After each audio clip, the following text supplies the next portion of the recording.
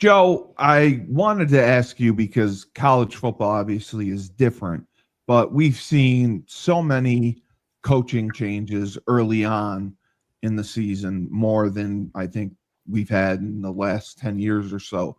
Do you think, with the transfer portal and NIL, do you think that basketball could see the same with coaches being fired early on No, during the okay.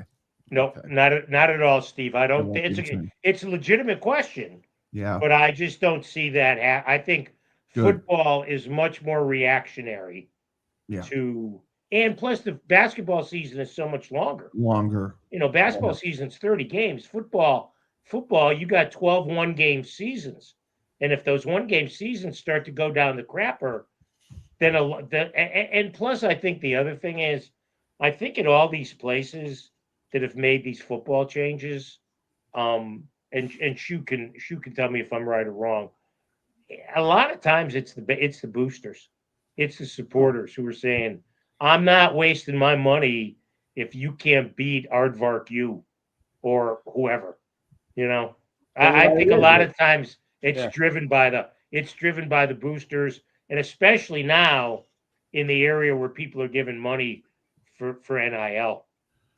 I mean, Dave, do you think that's accurate? Where if a booster were to say, if you don't fire Billy Napier tomorrow, I'm pulling my money, and we'll go through and Do I, fire him. do I think it's accurate that a booster would say that? 100%. No. That's why they would get fired. Like if enough I boosters think come it forward and say depends. that.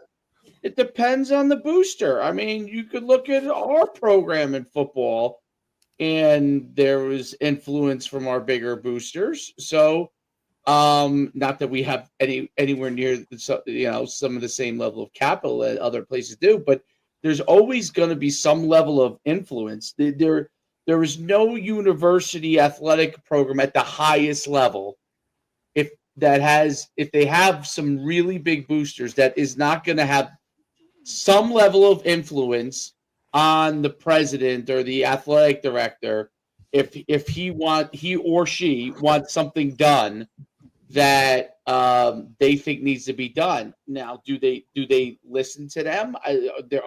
Are there strong leaders that make their own decisions and say, hey, I take your advice, and and then I'll figure it out from there? Yes. Are there guys that listened?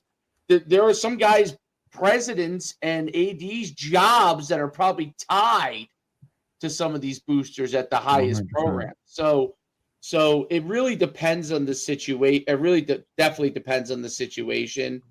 And this has nothing to do with athletics, but I remember my first job. I worked for one of the UConn's. He's still a trustee for UConn, and I could tell you, people listened to him when he talked. So, and he was, he ended up becoming like a billionaire.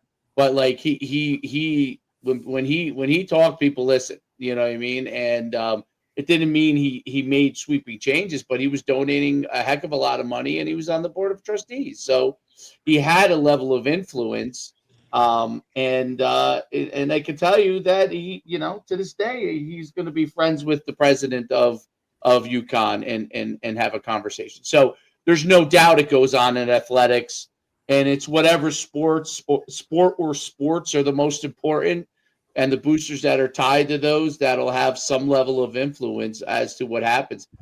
There probably is something to do with that, with these coaches getting fired, mid-season. Yeah. Because the boosters probably want time to be able to gather the money needed to be able to get the next person, because they're paying these huge golden parachutes, as they used to call them in corporate. You know what I mean? Golden parachutes that the coaches have. So there's definitely going to be an influence.